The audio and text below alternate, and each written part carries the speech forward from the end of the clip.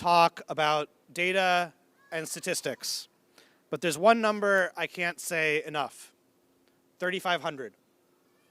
There are more than 3,500 youth and children living in the Tenderloin, and yet no matter how many times I say it, it still feels like a part of our community is invisible in the conversations about this neighborhood.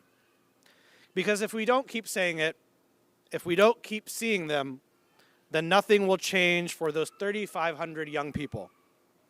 And they'll continue to face the same daily realities: unsafe streets, drug activity, overdoses, and violence. Since August 2023, at least 57 youth between the ages of 13 and 17 have been arrested in San Francisco for drug dealing, many of them right here in the Tenderloin.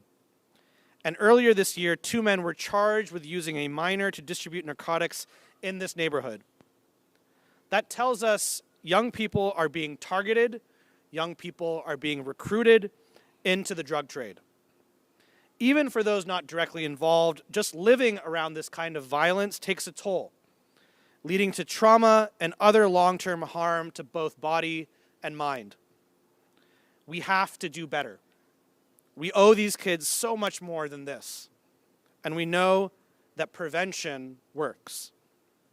Prevention programs have been implemented in the Bayview and have cut youth violent crime by 50%.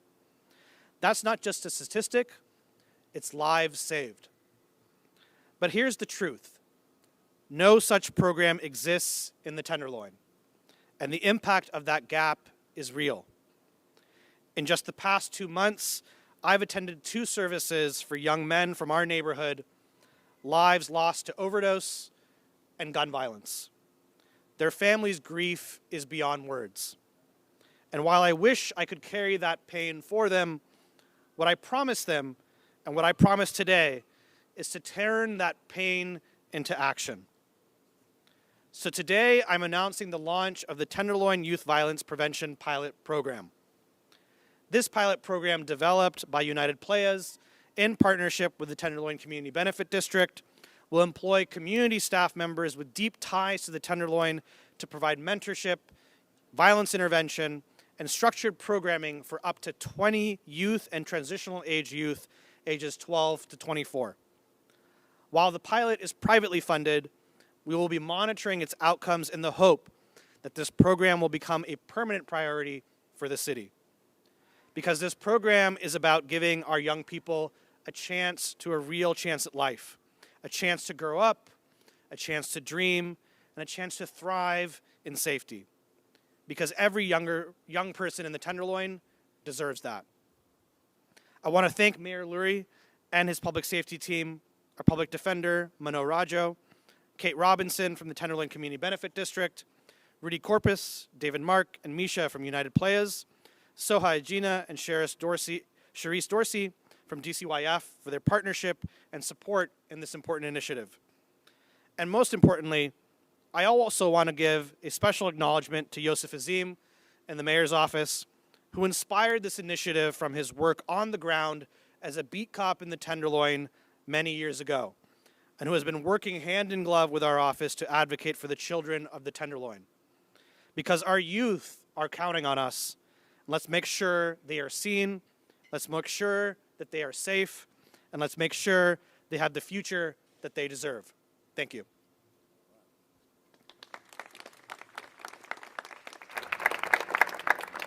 Next, I'd like to invite an amazing partner in this initiative, Mayor Daniel Lurie.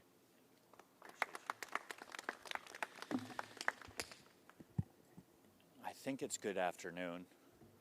Good afternoon to all of you. Thank you all for being here.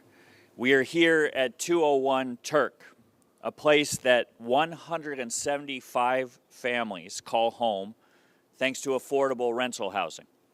This is a place filled with life, with community, and with hope. These are parents and children who are building their lives right here in the Tenderloin. This is a neighborhood defined by strength and community. It is the neighborhood with the highest concentration of kids in our city. But we also know that too many families here have faced tragedy.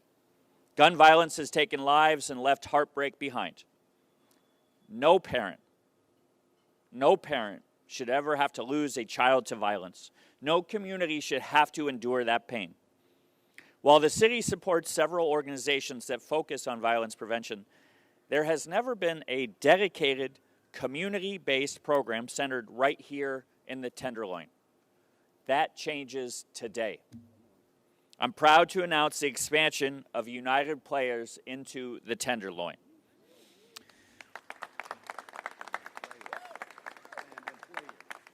United Players provides opportunities and support to the young people here in San Francisco. They meet kids where they are. They help them stay on track and open doors to a better future. Their work saves lives and builds community every single day. Since the start of my administration, public safety has been my top priority. That includes the safety of our young children. Every young person in San Francisco should have the support, the mentorship, and the tools to succeed. United Players shares that vision. They turn that vision into reality by showing up, by listening, and by leading with heart. This investment is a commitment to our youth, a promise that we see them, that we believe in them, and that we are standing with them. I want to thank everyone who made this possible, starting with Supervisor Bilal Mahmoud. Thank you, Supervisor. I want to thank the Executive Director of United Players, Rudy Corpus, and DC, yeah, we can clap. And the DCYF Executive Director, Charisse Dorsey-Smith. Thank you very much. And to everyone in this group, thank you for your leadership and your dedication to this community.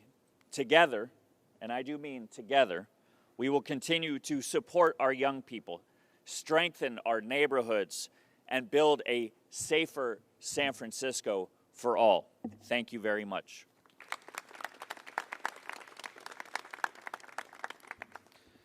Next up, I'd like to invite Public Defender Raju.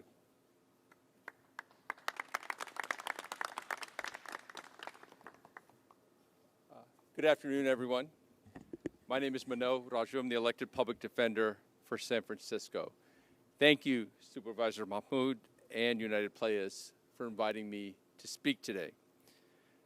So when I told Rudy that I'd be honored to speak today, he texted back, "Thanks, King."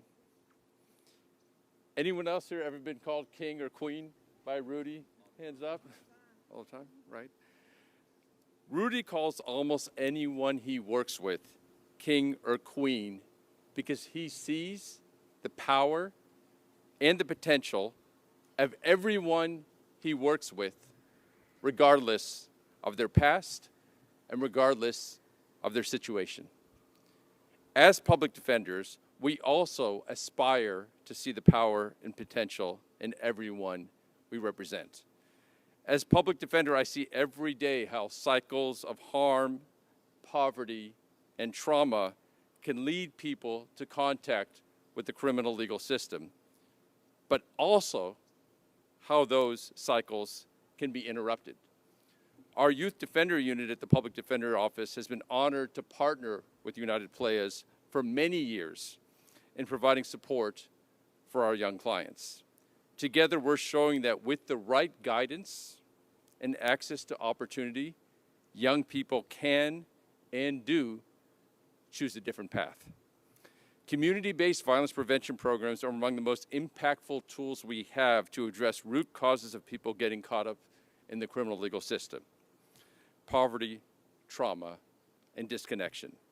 When credible messengers, people with lived experience, mentor and mediate, they can prevent harm long before the criminal system ever gets involved.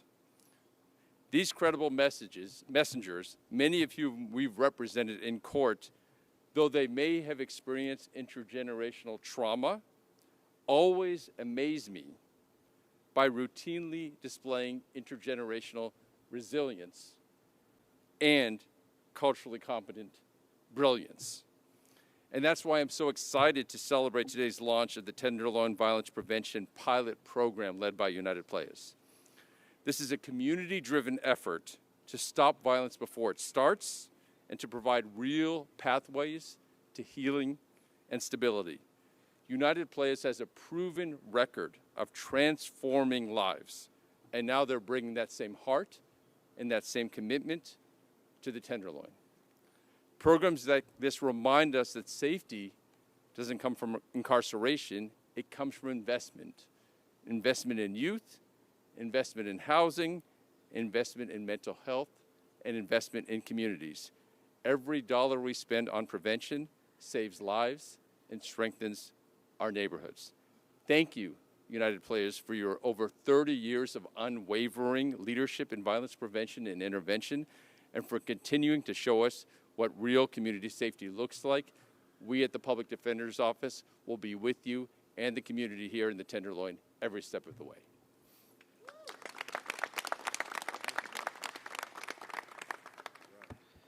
Next up, to share more about how this program will work and the partnership from both the Tenderloin and United Players, I want to invite Rudy Corpus, Executive Director of United Players, and David Mark, the UP Tenderloin Program Lead, to talk about it.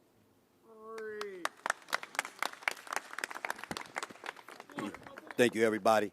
First off, I want to make sure I acknowledge everybody who's been working in the Tenderloin throughout these years, these decades, that's been putting in their sweat, tears, and you know, giving their life. So everybody who's been in the Tenderloin already, who's been doing work, thank you.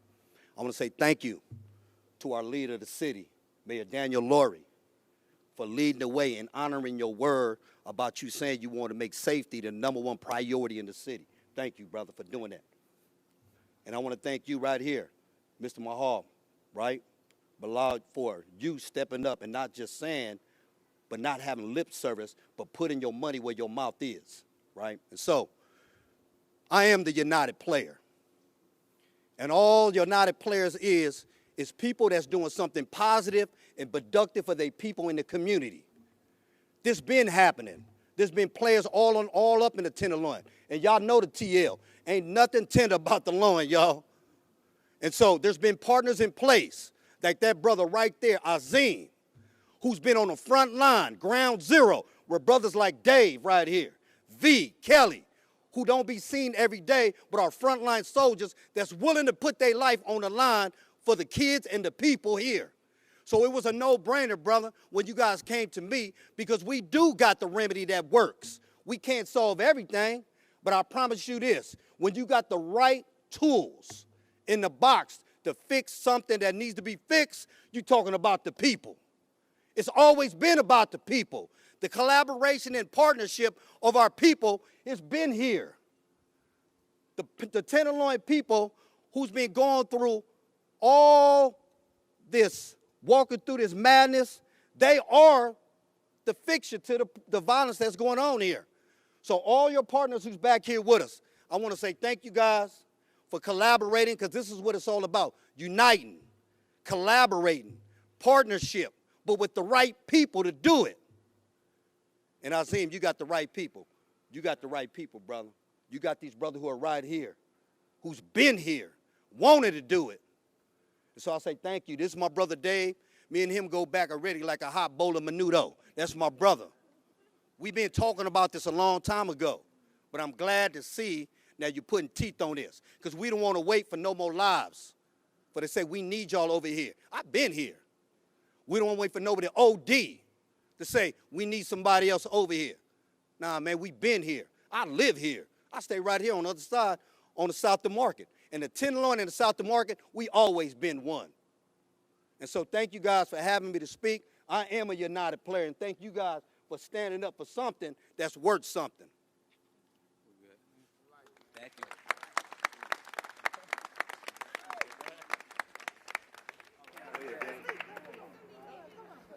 Damn, look at all these people looking around me.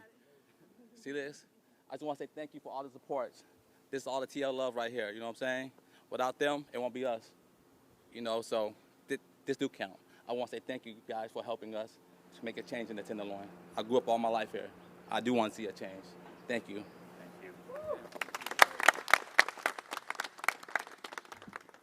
Thank you, United Players and Rudy. And just for context, David will be leading the Tenderloin pilot program in partnership with United Players and being the program manager for this initiative with the Tenderloin Community Benefit District. And so next, I want to invite Kate Robinson, the Executive Director of the Tenderloin Community Benefit District, to explain a little bit more how this partnership works and the importance of the nature. Thank you. Hi, everybody. Thank you. I actually, I'm definitely going to get emotional, but deal with it. I started in this neighborhood right here, in this building. And I've been in this neighborhood for over 15 years, and it's been hard. You know, this area that we're in right now, there are about 1,000 children living here. We used to call this the Little Village. Maybe we still do. And many of our residents in this neighborhood came from war, came from troubling times, and resettled in the Tenderloin because we have affordable housing and we build community. We have community here. But they are all subject to conditions that no one would accept for their own families outside of this neighborhood. And as a result, we've had a lot of loss. And there are people who used to grow up in these spaces right here, play when they were babies, who are no longer with us. And it's because of the drug trade. It's because we have the highest density of children, but we also have an open 24/7 drug market on the streets. And we have failed. We have failed to protect all of the children in this neighborhood from seeing the opportunity there because we haven't provided them with other opportunities in its place. Some of our children have chosen the streets, have chosen those opportunities, and we've lost them. And it has broken so many of us for so many years. And so just to be in this moment, I can't believe I was late because I was writing this speech, but forget it. This is all from the heart. This neighborhood deserves so much better. The children in this neighborhood deserve so much better. And I'm so grateful that we're finally here. This has been a long fight. This has been just screaming from the mountaintops of like, please care. Please care about these young people. This is a neighborhood of color. This is a low-income neighborhood of color. And we need to do better for the people who live here in these buildings to create opportunities where they don't exist. And we are finally doing that. This is really a huge moment. Thank you, Azim, Yusuf Azim. Thank you to people who have been through this forever. Soha and Adnan and Norma, everybody here, Jalal, like people have been in this through the loss, experiencing our own trauma through this loss to get to this moment. And we're not going to mess it up. We know what to do. We know we need the right partners. Oh, hi. We did karaoke together. We have the right partners. We know that United Players, they have been a long partner of ours. They have long been a part of the Tenderloin, even though you're not physically here. You've been here. And so we're just going to grow that until we are saving, preventing all of our young people from choosing the street and creating real jobs, real supports, real opportunities for them to thrive. It has to happen, and we're doing it. So thank you. Thank you.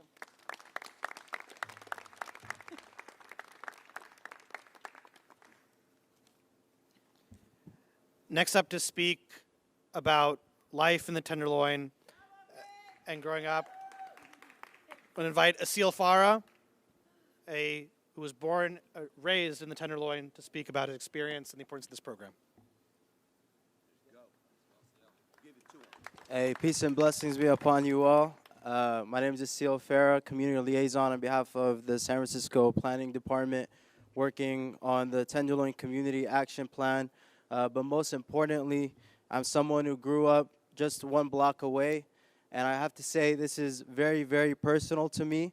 I had a friend of mine who was shot and killed just about a month ago. And it feels like just yesterday we were in this same courtyard hanging out as friends. I want to thank you, Supervisor. Thank you, Mayor, for your dedication to the city, for your dedication to this neighborhood. Officer Azim, for the work that you used to do and the work that you continue to do to this day. United Players, the Community Benefit District, feels very overwhelming just to have everyone come to the table in this fashion. And if there's one thing I learned growing up in this neighborhood is that Tenderloin youth are built different. We're taught to be resilient, resourceful, and unapologetically strong. But more than that, there's a love in this neighborhood, a love that holds us together when things get hard, and a love that now must rise above the challenges that face our youth and families. And for too long, we've seen a pipeline in youth engaging with the open-air drug market, becoming labeled justice involved or at risk. And I'm happy to have worked on a Tenderloin community or Tenderloin Youth Services gaps analysis in partnership with DCYF and the Tenderloin Investment Blueprint with an amazing team, which both made one thing very, very clear, that we have to engage those on the streets because they want to be engaged. They want resources to workforce development, career exposure, mental health services for immigrant youth, educational supports, and more. And if there's one thing that I learned from you, Brother Rudy, and UP, is that it takes the hood to save the hood. It takes us to save us. It takes San Francisco to save San Francisco. It takes the Tenderloin to save the Tenderloin. This is how we win. This is how we thrive, and that's what we're doing today. Thank you so much.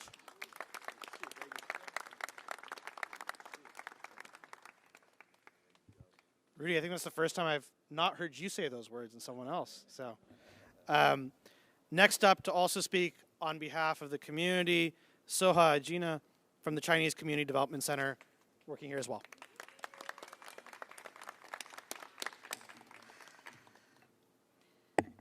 Good afternoon, everyone. Thank you for being here today, and special thanks to Supervisor Mahmoud and Mayor Daniel Lowry and every community member standing with us for a safer Tenderloin. My name is Soha Abdu, Supervisor for Resident Services and the Arab Families Program at Chinatown Community Development Center. Here at 201 Turk, we house more than 650 residents. Nearly half of them are children and youth. Today, I want to talk about the impact of violence on our community and the urgent need for continued investment in programs that makes a difference.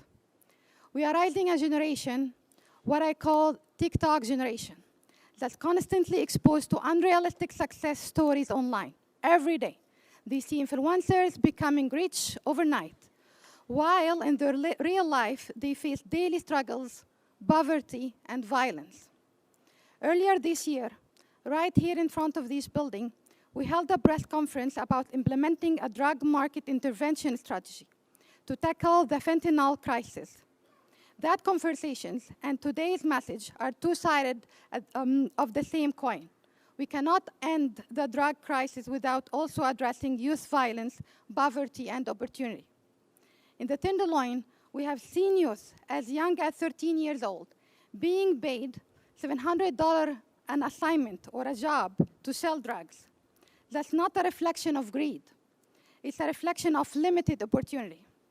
We need trade schools, job opportunities, and after-school programs, many more programs that teach our kids new path towards hope, success, and pride. Our community has felt the pain deeply in this building and in the Tenderloin, where we hosted pre-pass services for two young men, just 21 and 25 years old. And just last week, another youth from the neighborhood. Thank goodness he's better now. From hardworking immigrant families who came to San Francisco for a better life. We cannot lose any more youth. That's why the Tenderloin Youth Violence Prevention Resolution is so crucial and critical. It calls for long-term investment in prevention, education, workforce development, and mentorship. And Mayor Lori, please continue to push for major businesses to return to San Francisco. We appreciate that. But I believe this is the moment to ask those businesses to also open their doors for our youth, for trainings, internships, and real job opportunities. If we want the economy to rise, then our youth must rise with it as well. Businesses can and should be partnered in this incubator of change, helping to shape the next generation of San Francisco. Furthermore, we need our city departments and community organizations to come together, just like today, to be incubator for youth success, not just workplace. Let's make it easier for our youth to access jobs, trainings before they lose hope. We do not want to wait until our youth are caught in the legal system to help them. We want to reach them early, guide them, invest in them now, before it's too late. Let's give them the tool, mentorship, and opportunities to dream bigger, to build safer lives and become the future leaders of our San Francisco. Thank you.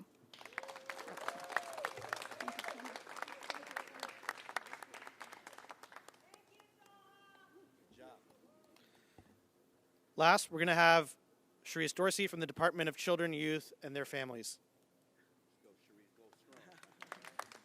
Thank you. Good afternoon, everyone. My name is Sharice Dorsey Smith, Executive Director for the Department of Children, Youth, and their families. And I want to begin by recognizing Supervisor Mahmoud and his office for their leadership in bringing together United Players and the Tenderloin Community Benefit District to create a new violence prevention intervention partnership.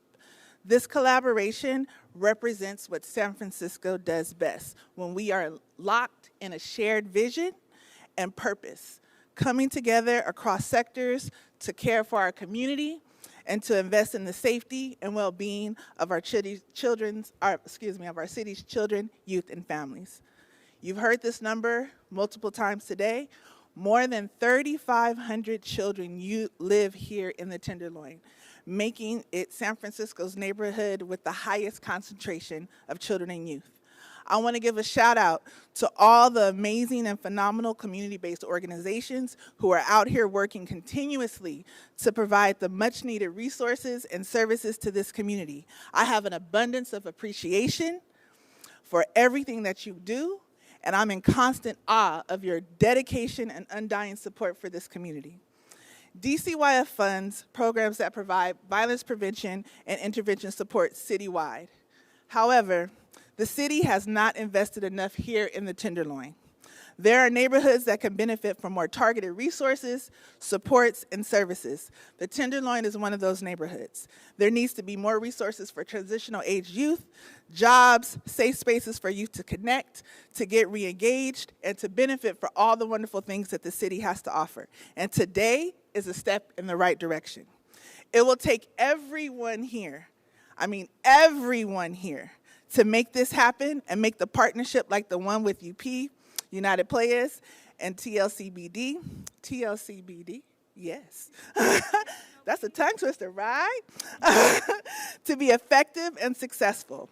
We know this works. We support a collaboration similar in another district, and we're beginning to build the same thing here, where last year in D10, 1,600 youth, transitional age youth, and high school age youth were placed in jobs. Several thousand were engaged in programs, and the overall crime went down by 33%. Right. We need to pour into this neighborhood just as much as we poured into others. We all want children, youth, and families, and everyone who calls the Tenderloin home to feel and be safe on the way to school, at the park, on the way to an after-school program, to a summer program, just walking to work, going to the store, or simply just spending time in the neighborhood. This work is more about reducing violence. It's about helping everyone in the Tenderloin feel that they belong here and that their neighborhood is a place where they can grow, connect, and thrive. As I stated earlier, it will take everyone who is here today to make that happen. DCYF is committed and will work alongside Supervisor Mahmoud, other city departments, CBOs, and anyone else who's committed to building a safer, more thriving community for Tenderloin residents of all ages. Thank you.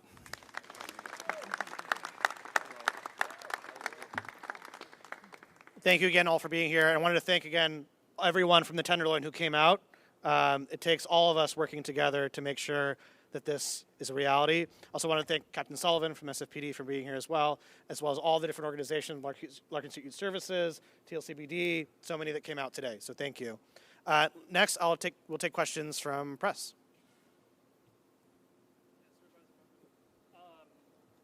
There was an article today that came out in the Chronicle that said that federal drug prosecutions have plummeted in the last 9 months or so.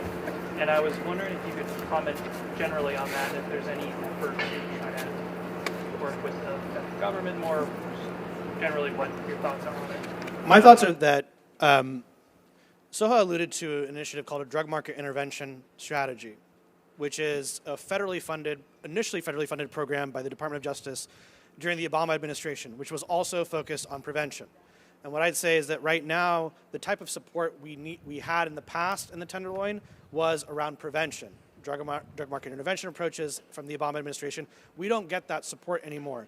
And so what we're doing here today is the city controlling our own destiny, investing in our own programs on the things that we know work based on the evidence and the data. And I firmly believe that prevention is how we turn around this neighborhood and fully shut down open-air drug markets, be it for the youth or broader workforce development, broader community interventions, and partnership with the police enforcement as well. And that's my response, is that we've known for a while the federal government is not going to treat this problem seriously in this current administration. So it's up to us as San Franciscans to step up and focus on those programs that work. Can you be a little more specific about how this new program is going to work, and also on the private funding piece that you mentioned? Sure. So there's about 4 different components of a youth violence prevention program, and it's replicating the work that United Players has done in their respective neighborhoods. The first is ensuring that there is a safe refuge space for youth to gather. As you'll notice in the Tenderloin, there's very few public spaces or open spaces, and if you look in this block right here in this affordable housing complex, they had to create this space at the center in a courtyard for the children to get by. What's missing, though, is there's no public open space as much for transitional age youth. There's a lot of programming and services for under the age of 12 or 14, and that's what this program is focusing on, is finding that space. So in partnership with the Tenderloin Community Benefit District and United Players, they're going to be this program will initiate in Q1 of 2026, and part of that will be creating that safe space for them to gather. The second will be empathy and perspective building programs, which is what United Players is an expert in.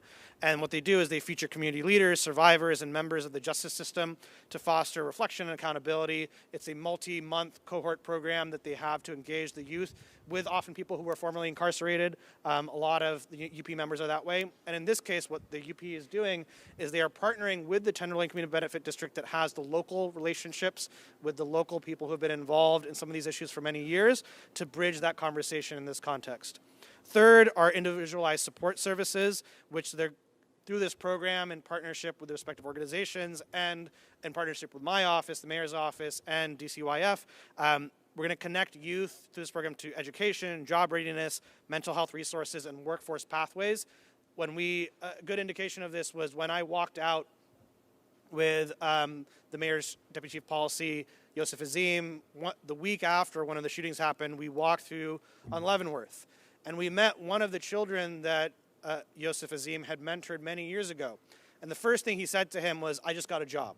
He hadn't seen him in years, but he was so excited to share that story. And the reason I share that now is because the best way to ensure that children are exiting the conditions that they see here is to get good workforce development, and that's a critical component of a youth violence prevention program as well. And the fourth part of it is youth-led design. So it ensures that the programming is going to reflect the lived experiences and aspirations of the Tenderloin youth.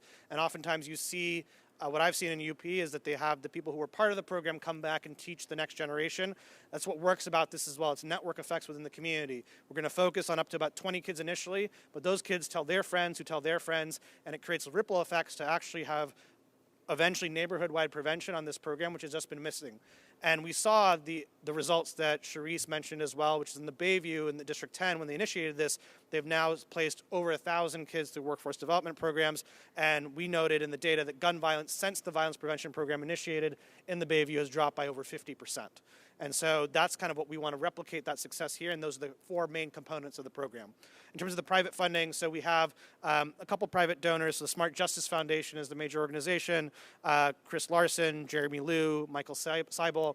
They are the private funders who are driving this, but the goal is very clearly to run this as a pilot program so that by the next budget cycle, my ask, and we're working with the mayor's office on this, is that this becomes a permanent part of the city's investment in the community. Given we're off cycle to the budget cycle right now, we're doing this as fast as possible because kids deserve the services that can be provided by this program today. They shouldn't have to wait 6 months. So we're glad that we're able to build this public-private partnership to get this program up and going as fast as possible. And our goal will be in the next budget cycle. We're starting that conversation right now to make sure that it continues to be part of the city's, that will be in the next budget cycle as well. You mentioned it sounded like some specific incidents of violence prompted you to do this now. Can you elaborate on that? Over a month ago, several of the people here spoke about this directly as incidents as well.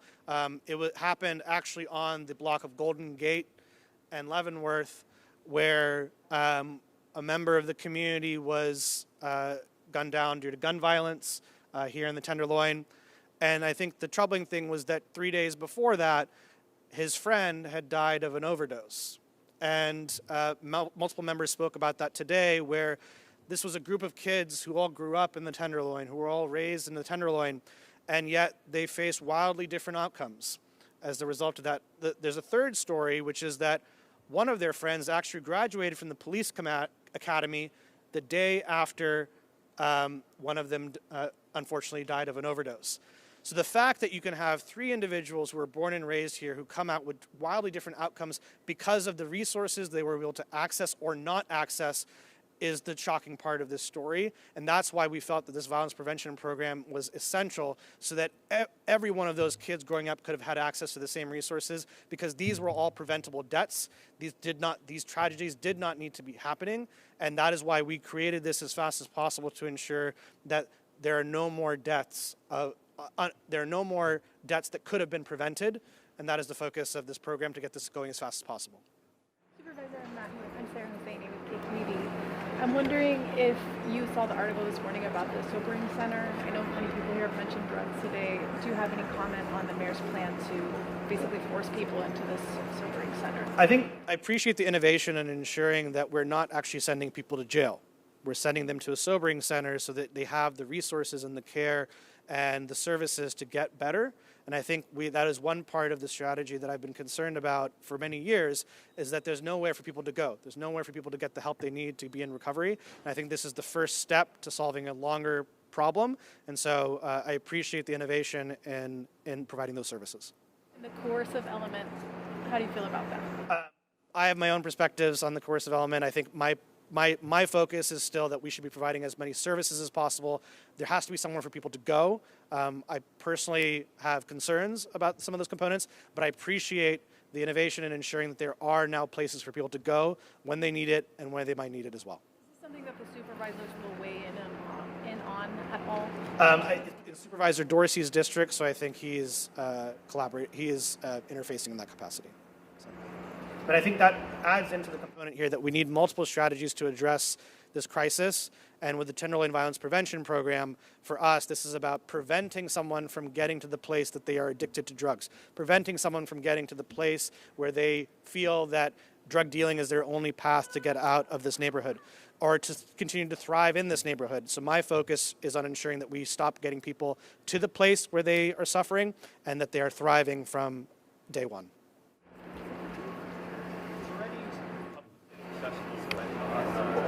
How can distribution locations around the Tenderloin jurisdictions are doing just out open on the street?